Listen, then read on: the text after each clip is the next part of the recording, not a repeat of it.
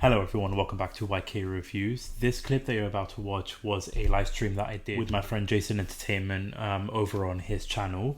Go ahead, check out his channel, check out the full length video. This is just one clip where we discuss basically the Mandalorian Season 3, the future of Star Wars. So the clip that you're about to watch is going to be taken from that. Full video of our thoughts and our discussion in regards to Season 3 of The Mandalorian is over on his channel. Subscribe to him, check him out. But hope you enjoy this clip. Let me know your thoughts about what we discussed and let me know your thoughts about the future of Star Wars 2 in the comment section down below. But enjoy.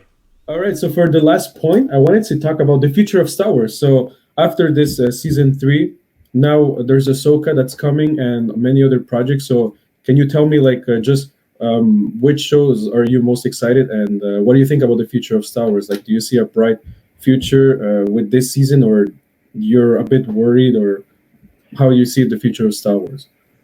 Well, I'm trying to keep a positive mindset with the future. Like, I'm always trying to be positive when it comes to like movies and shows and stuff like that. I have that like patience when it comes to watching a show. Like when me and my wife try to like watch a show, this is going to go off topic, but when me and my wife try to like watch a show, if she doesn't like the first episode, she'll give up on it. But for me, like I always stick with it. I watch till the end just for that. So for me, I'm not like writing off Star Wars straight away. Like I know they're trying to build this connected universe, so it has to take time. You have to like Rome wasn't built in a day kind of thing. So I'm excited when it comes to the universe because it's working on Heir to the Empire. It's building on Grand Admiral Thrawn being the villain. So I'm really excited for that. I'm excited for that. So I can't wait. I'm like, so far, it's just the build-up hasn't been great because you've got Book of Boba Fett, which the less said about that, the better. Mandalorian, like, it's hit and miss. The show overall it's fun, it's entertaining. Ahsoka, watching the trailer, like I'm really excited because I'm a huge fan of Rebels. Oh, me too. I love Rebels. Yeah, like it was so fantastic. And if you people that are watching haven't seen Rebels, go watch it. This is they have to watch it. Like I always said, Rebels is so underrated because like I don't know a lot of people that watch Rebels. They always think it's just a random Star Wars spin. I'm like, no, it's so good. It's so important. Like for me, maybe unpopular opinion, but for me, I love more Rebels than Clone Wars. But I know Clone Wars, I think we love more Clone Wars because you have like Anakin Skywalker and Obi-Wan, like the two figures that we know throughout the movies. But Rebels, it's like they started from scratch, like we don't know those characters at all. So for me, that's why I was like, they did a better job, I think. Yeah, no, because when it comes to Clone Wars versus Rebels, I'll be honest, I do like Rebels more, but there's Anakin and Obi-Wan and Ahsoka together, like it was just really great. And even like the clones too, like Rex and Cody and like all those clones working together, that was what made it fun. But with Rebels, like I didn't watch it until last year, so I had that exact same mindset as you mentioned. It's like it's a show, it's not that good, like not connected to Star Wars. But then like I watched it last year after watching Season 2 of Mandalorian, and I thought, oh, well, I need to check this out. And I regret watching it so late. It's so fantastic. It's so good, yeah. But that's the frustrating thing, is that you like the people that haven't seen it, you have to do that. You have to do your homework before you watch Ahsoka. So that's the only frustrating thing is about having like this connected universe.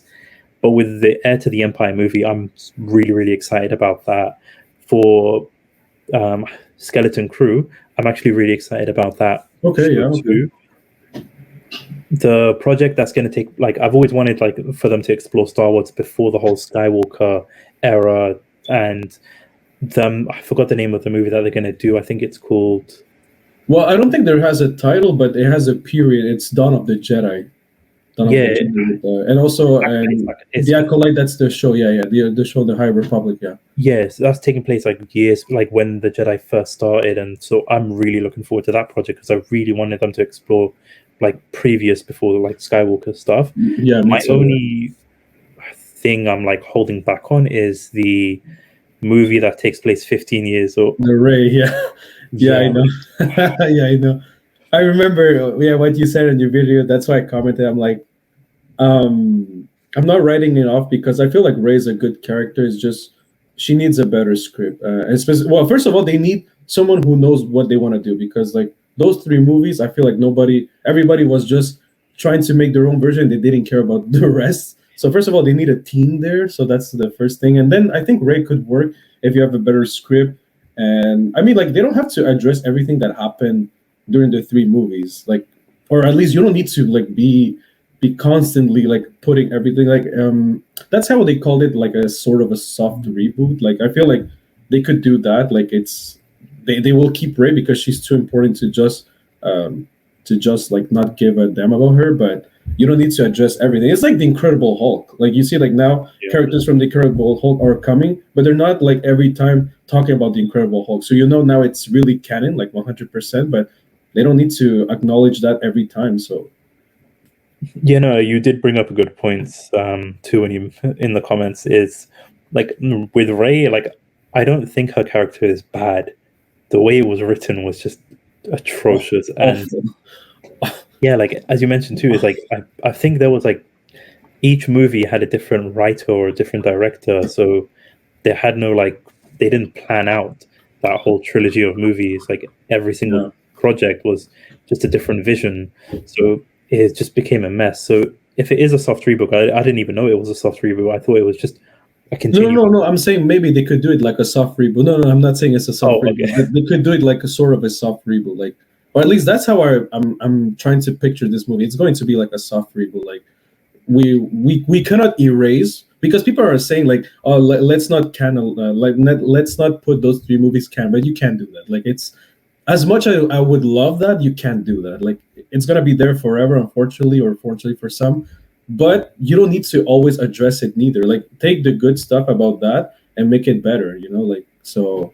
And I'm pretty sure you can make it better, because like I believe Daisy really is a good actress, and like I said, she's not a bad character neither. She just need some better writers, and they could do something really great with that. Yeah, I agree. For me, when it's out of all the projects they've announced in the future, I think this is like bottom of my list in terms of excitement level. Yeah, like it's based off of those movies, but yeah, whatever. As long as they write, like as long as they have somebody that actually knows what they want to do, they have the correct vision.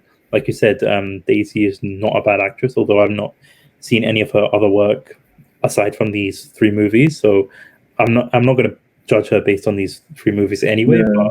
But I think like she did show a lot of passion in these projects, and she did a really good job. Just was handed such a bad script. So I know that she is going to be doing a good job. It just depends on what they write for her. But for the future of Star Wars, as long as they're not doing what they're doing with Marvel and just pumping out shows and movies on a quantity basis, as long as there's quality over quantity, then I'm excited and I'm not too worried about it. But I just want them to focus on like good plot points, good storyline, and actually not have like so much side plots like they did with this season of Mandalorian.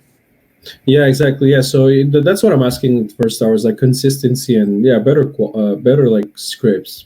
And I think everybody suffered from the scripts, like Marvel, Disney. I know Bob Chapek was really pumping the Disney Plus machine, so he didn't really care. But hopefully, like now, they're going to stop a little bit and focus more on that, because for me specifically right now, after seeing that Star Wars celebration, I'm like, oh my god, like I feel like Star Wars is the number one in terms of a universe building, like even more than Marvel, I think, because Marvel like recently like so many characters and everything, but like you don't feel it's so connected, because like I mean like there's a freaking giant in the Eternals, like you have a freaking giant head on the Indian Ocean, I think, if I remember. Nobody talks about that. That's so crazy. I'm like, dude. But here in Star Wars, like, well, first of all, it's nice that it's galaxies, but you feel it's more connected. And like seeing now like they're doing the Dawn of the Jedi, the High Republic, like you see that's like that timeline. I feel like I can see it more connected. I saw recently the Bad Batch again. Like you see like so many connections, like so many world building for what came after and what came before. So that's why I'm like, for me, Star Wars is looking great. But then we have to judge by the products themselves. But at least the map that they're showing to me, it looks great. It looks bright, and I would say even a little bit brighter than Marvel. And that's crazy, I'm saying that. But yeah, and as for the shows, I'm really excited for Ahsoka. That probably will be my number one. No, actually, no. It's my number two. My number one is still the acolyte. The casting, just the period that they're going. I'm so sold. Like I don't like. I want to watch a trailer, but also I don't want to watch it. So I could be like. So when I start the show, I'm just like, oh my god, what's this? And so yeah, the acolyte, Ahsoka, and I think from the movies, the one I'm so excited is Dawn of the Jedi. I think that's the one that really intrigues me. Takes my attention. So yeah, but I see a bright future for Star Wars. Like you said, if as long as they don't do like they don't put too many series just for the sake of putting them, I'm okay with that. Yeah. Oh yeah, and also yeah, sorry, the last one, it's the Bad Batch season 3. Love the Bad Batch. Yeah. Another underrated, another that nobody talks a lot. Like it's crazy. Bad Batch is so good. I had a really fun time with season 2. My only gripe with it is that the finale felt like more of like a setup to the next season, Yeah. rather than just focus on that. But I was so gutted. Like, I'm not going to spoil it if anybody hasn't seen the Bad Batch, but I was just so gutted with what happened in that finale, and like I literally shedded a tear with a certain character. Yeah, like. Yeah. Oh my god, yeah. Well, I didn't because I'm a believer. I'm a believer. But I don't. Yeah, I know what you're talking about right now. I forgot about that. I'm like, because I'm positive. I'm looking another way. But yeah, it was crazy. Yeah, that's why Bad Batch such a good script. Like they really know what they do with each episode. Like that's the thing. You see, Bad Batch has some side episodes. They're kind of sad, but they still develop a lot of the characters there, and it progresses like further and further. So that's why like I felt like that was handling very well your script, and well, of course they had more episodes too, so that's why they could do that. But yeah, but it was like, because even there's some episodes where you're focusing on different characters, so the actual Bad Batch aren't there. So like Crosshair, for example, a character I love the way he's been written from the very first season till now. Just such a brilliant character. So when it's just focused on his episode, the development for him and the way he's seeing how the Empire is and that kind of stuff, and the turn that he's going through, it's well written, it's well handled. So you're not frustrated with this episode because the Bad Batch aren't in it. You're invested in it because you're invested with this character. And then even with the Bad Batch characters, the episodes that aren't just like filler episodes, even though they're not fillers. Like, for example, there was one with the Wookiee and the Wookiee Jedi. Yeah, like I no, once was I bored, I was interested, I was invested. You see Omega's character development in that. So that's what I wanted more from Mandalorian. Is like, okay, if you're gonna steer away from like the main plot and just focus on something else, at least write a good episode or write a good script that they can work with, rather than, what was it, Lizzo playing that bowling game with Grogu using the Force to help her. Yeah, that was weird. Yeah, that was like unnecessary episodes, but yeah. So we reached the conclusion. So honestly, like it was really fun talking with you, man. Like I really had a fun time. I hope you had a fun time too. Yeah, I really enjoyed this. Yeah. It's really nice to express yourself, like like let some stuff out, because like I was kind of like, I like it, but I feel like there's something missing, so I need to let it out. So yeah, that was really fun, man. Yeah, I had a really fun time. Thank you for inviting me again. No problem. And so guys, remember, go to YK Reviews. This is going to be a 2-part video. So the first part will be on my channel, the second on YK Reviews. So yeah, and like I said, don't forget to subscribe to him. Don't forget to subscribe to my channel too, because you know what, guys, this is the way. You have to subscribe. This is the way. This is the way. And so yeah, you're always welcome, YK Reviews. You're always welcome to come back, man. This is I'm really glad to have you, and I can't wait to do to talk more with you and to have other fun times like this with you, man. Thank you, man. I appreciate it. So anyway, take care, guys, and I'll see you in the next video. Don't forget to give a huge like if you like this discussion. Don't forget to share and subscribe, and we'll see you in the next video. Take care. Peace, guys. Everyone watching.